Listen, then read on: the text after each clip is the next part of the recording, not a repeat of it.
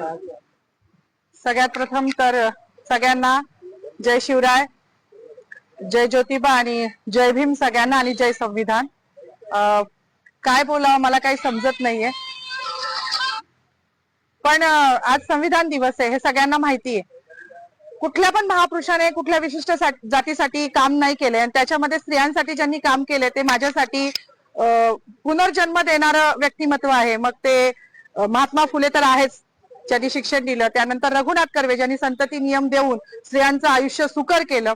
आणि तिसरे म्हणजे जे कायमच ज्यांना पिढ्यानपिढ्या त्यांचं ऋण फिटणार नाही असे डॉक्टर बाबासाहेब आंबेडकर, ज्यांनी हिंदू कोड बिल, म्हणजे आज मला शोकांतिका आहे की मी जेव्हा जय भीमचा नारा लावला तेव्हा मला पोलीस स्टेशनला घेऊन येणारी जी महिला होती तिला पण म्हटलं, बाई आज तुझी वर्दी घालून मला घेऊन चाली ना पोलीस स्टेशनला, हे पण त्या बाबासाहेबांची कृपा आहे बरं तुझ्यावर. मला हसायला आलं, मी अजूनही आनंदी आहे, मला काही वाईट वाटत नाहीये. माझी नोकरी, माझं प्रमोशन मला काहीच कळत नाही, कारण माझ्या बाबासाहेबांनी हिंदू कोड बिलाचा जो राजीनामा दिला होता तो माझ्यासारख्या महिलांसाठी दिला होता.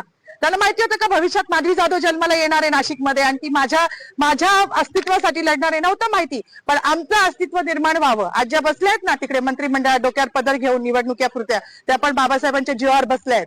नाही तर विशिष्ट जातीने तेच काम करायचं असं लिहून ठेवलं होतं. चूल आणि मूल याच्या पलीकडे ह्यांच्या संविधानानुसार कुठला वाव स्त्रीला नव्हता. आणि ज्या संविधानाने आज मला ही ताकद दिली आहे त्या बाबाला जेव्हा हे संपवायला जात आहे तेव्हा त्यांची ही लेख तेवढ्याच निडरतेने उभी राहिली आणि ह्याचा मला खूप अभिमान आहे. जास्त काही बोलणार नाही. गिरीश महाजनांनी जो बाबासाहेबांचा अपमान केला आहे तो भरून निघण्यासारखा नाही. म्हणजे त्यांच्या दृष्टिकोनातून पाप धुवायला आता कुंभमेळा येतोय, तिथे जरी त्यांनी नदीत आंघोळ केली तरी तो धुतला जाणार नाही, इतकं मोठं पाप त्यांनी केलेलं आहे. त्यांचं पाप जेव्हा संविधानाच्याच मार्गाने त्यांच्यावर ॲट्रॉसिटी दाखल होईल ना तेव्हाच ते धुतलं जाईल. एवढीच माझी मागणी की त्यांच्यावर ॲट्रॉसिटी दाखल करावी, अन्यथा ह्याच ठिकाणी मी उपोषण चालू करणार आहे. केलंच आहे असं समजा, जोपर्यंत त्यांच्यावर ॲट्रॉसिटी दाखल होत नाही. बाकी मला काही म्हणायचं नाही. पुन्हा एकदा जय भीम. डॉक्टर बाबासाहेब आंबेडकरांचा, डॉक्टर बाबासाहेब आंबेडकरांचा, भारतीय गिरीश महाजन मुर्दाबाद, संविधान जिंदाबाद, लोकशाही जिंदाबाद, हिटलरशाही मुर्दाबाद.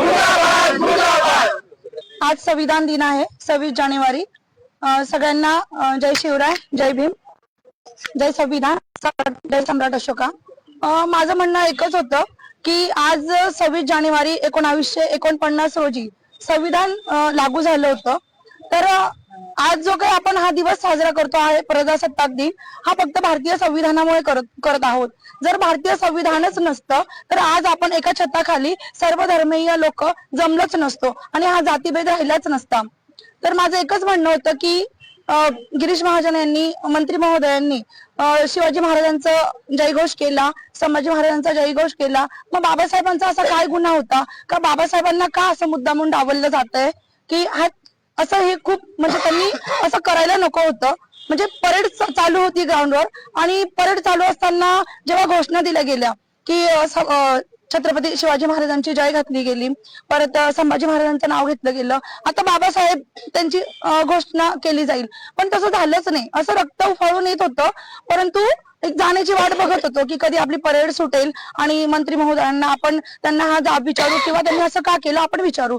म्हणजे आमच्या मॅडम तिथवर पोहोचल्या, त्यांची धावपळ होती, त्यांच्या पाठीमागे मी पण गेली की त्यांना माईक मिळावा आणि त्यांनी हे त्यांना सांगावं की का झालं असं, की बाबासाहेबांचं नाव का घेतलं गेलं नाही.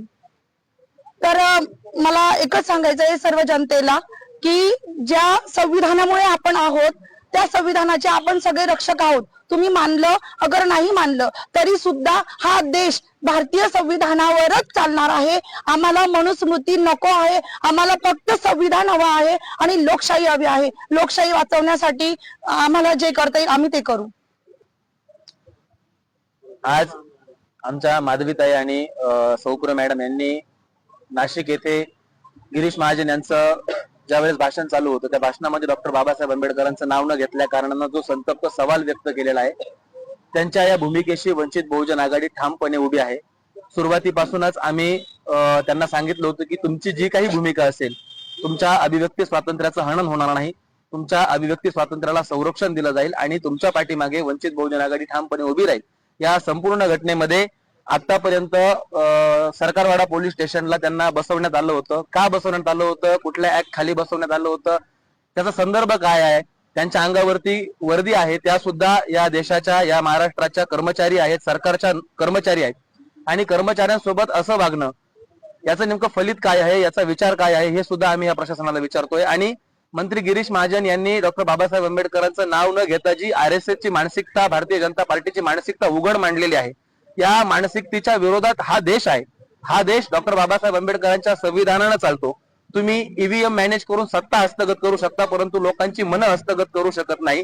आणि हा रोष तुम्हाला रस्त्यावरती, हा रोष तुम्हाला आंदोलनात, हा रोष तुम्हाला तुमच्या भाषणांच्या वेळी असाच दिसला जाईल. आणि गिरीश महाजन यांना ओपन चॅलेंज आहे, तुम्ही नाशिकचे पालकमंत्री नाही आहात, तुम्ही त्या आविर्भावामध्ये राहू नका.